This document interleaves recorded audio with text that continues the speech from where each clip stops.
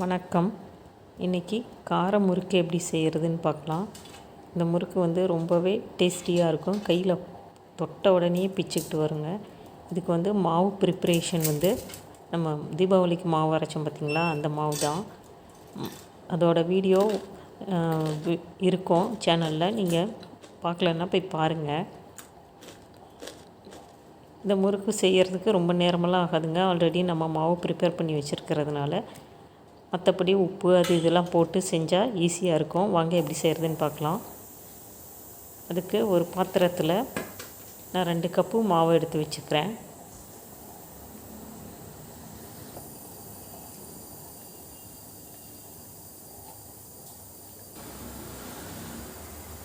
அதுக்கப்புறம் நான் ஒரு டேபிள் ஸ்பூன் அளவுக்கு மிளகாத்தூள், அப்புறம் வெள்ளை, எள்ளு, ஓமம், சீரகம் இதெல்லாம் சேர்த்துக்கிறேன்.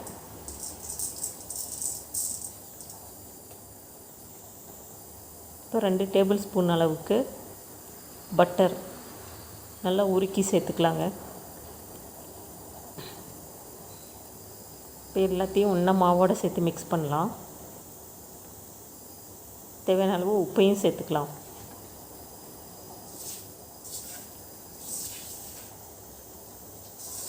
நம்ம போட்டிருக்கிற எல்லா பொருளும் எல்லா மாவோடையும் சேர்ந்து நல்லா மிக்ஸ் ஆகணும். அந்த அளவுக்கு நம்ம நல்லா கலந்துக்கலாம்.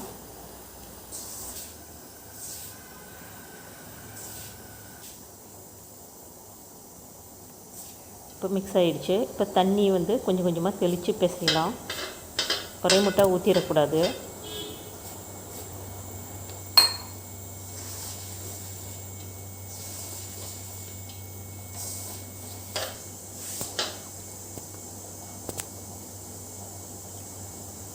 தெளித்து பிசைஞ்சால் தான் நமக்கு கரெக்டான மாவு கன்சிஸ்டன்சி வரும்.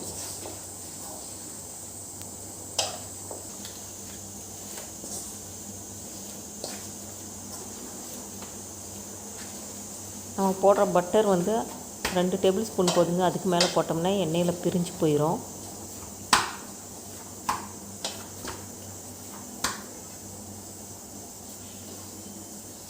பார்த்திங்கன்னா மாவு ரெடி ஆயிடுச்சு.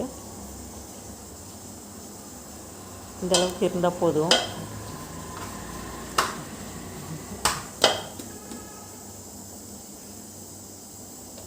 இப்போ நம்ம முறுக்கு புளியறதுக்கு எல்லாம் ரெடி பண்ணிக்கலாம். பார்த்திங்கன்னா இந்த மாதிரி முறுக்கு புளியிற அச்சு எடுத்துக்கிட்டு எல்லாத்துலேயும் ஆயில் அப்ளை பண்ணிக்கலாம்.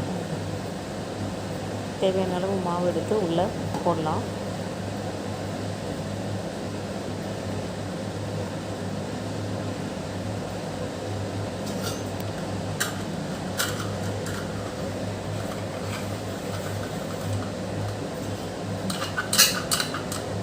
இப்போ கரண்டியில் இந்த மாதிரி நம்ம ஏற்கனவே புளிவோம் பார்த்திங்களா, தேங்காய் பால் முறுக்கெல்லாம் புளிஞ்சிருப்போம், அந்த மாதிரி புளிஞ்சிக்கலாம்.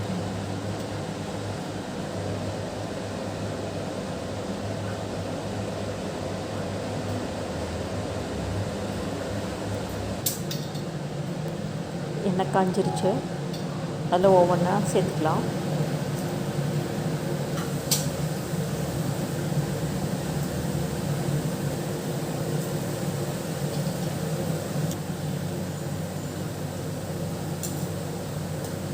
ஒரு 3-4 செகண்ட்ஸ்க்கு அப்படியே விட்டுடலாம்.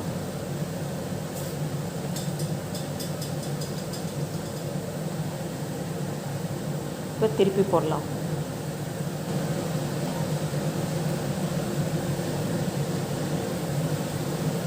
அப்படியே எல்லா பக்கமும் திருப்பி போட்டு எல்லாம் ஈவனாக வந்ததுக்கப்புறம் வெளியே எடுக்கலாம்.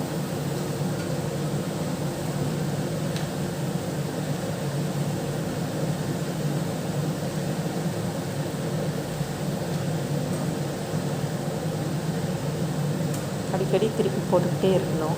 அப்போ தான் எல்லா பக்கமும் ஒரே மாதிரி வெந்திருக்கும்.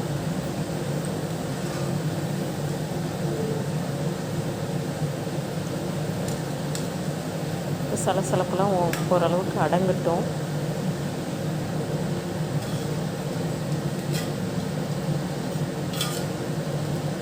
அடங்கிடுச்சு. இப்போ வெளியே எடுக்கலாம்.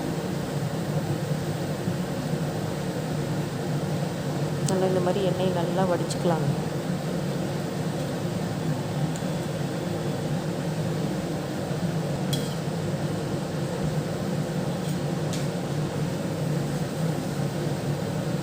மாதிரி இரும்பு கடாயாக இருந்தால் இன்னமும் ரொம்பவே நல்லாயிருக்கும்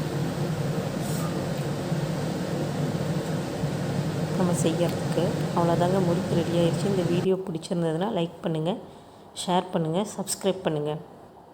நீங்களும் இதே மாதிரி செஞ்சு பாருங்கள். தேங்க்யூ.